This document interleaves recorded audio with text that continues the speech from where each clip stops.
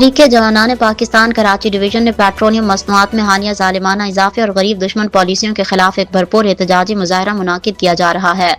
याद रखें, अगर हम आज इस नाइंसाफी पर खामोश रहे तो हमारी आने वाली नस्लों का मुस्तकबिल दाव पर लग जाएगा। आइए अपनी अवामी ताकत के जरिए अवानों में बैठे अंधे और बहरे हुक्मरानों तक गरीब की आवाज़ पहुँचाएँ। शफीक जान तौरानी, सदर कराची डिवीजन तहरीक जवानान पाकिस्तान और सिंध के सदर मिर्जा आलम बेग ने बताया कि कराची प्रेस क्लब वक्त पर बरोज मंगल दोपहर 4 बजे चेयरमैन मोहम्मद अब्दुल्ला हमीद गुल की क़यादत में सूबाई सदर मिर्जा आलम बेग और सदर कराची डिवीजन शफीक जान तौरानी ने बताया। पाकिस्तान को नुकसान पहुंचाना है। तमाम सियासी पार्टियाँ, मजहबी पार्टियाँ तमाशा देख रही हैं। अफ्तार पार्टी, डिनर पार्टियाँ अटेंड कर रही हैं, मगर वाहिद तहरीक जवानान पाकिस्तान अब्दुल्ला हमीद गुल साहब के मुताबिक नौजवानों और मजदूर आवाम की आवाज़ बुलंद करने के लिए अल्हम्दुलिल्लाह तहरीक जवानान आज कराची के मुख्तलिफ इलाकों में अपना एहतजाज निकाल। इस एहतजाज से हमारा ये पैगाम है कि जितनी नाम देहात सियासतदान हैं, इनको आया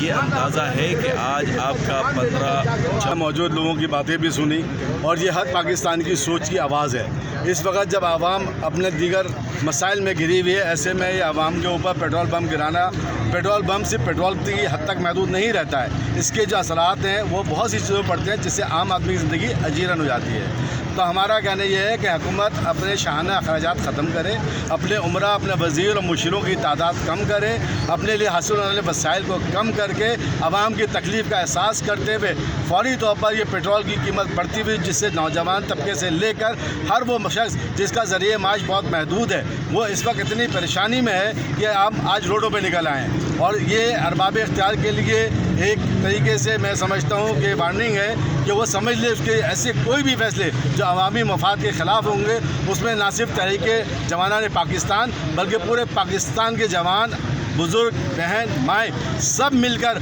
उनको ऐवानों से बाहर निकाल कर इंशाअल्लाह ताला इस तकलीफ़ का एहसास दिलाएंगे कि अगर हम खुश नहीं तो तुम भी आबाद नहीं रहोगे।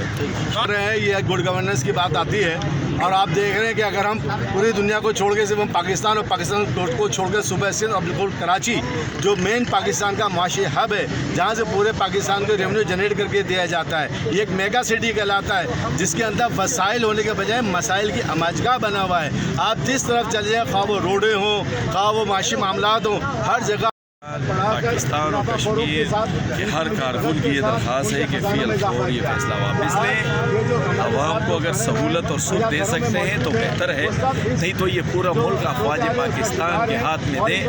ना हमें सदर की ज़रूरत है, ना वज़ीर आज़म की, ना किसी मिनिस्टरों की। हमारे लिए अल्लाह के बाद पाक फौज ही काफ़ी है। ये मुल्क इंशाअल्लाह ताला पाक फौज से बेहतर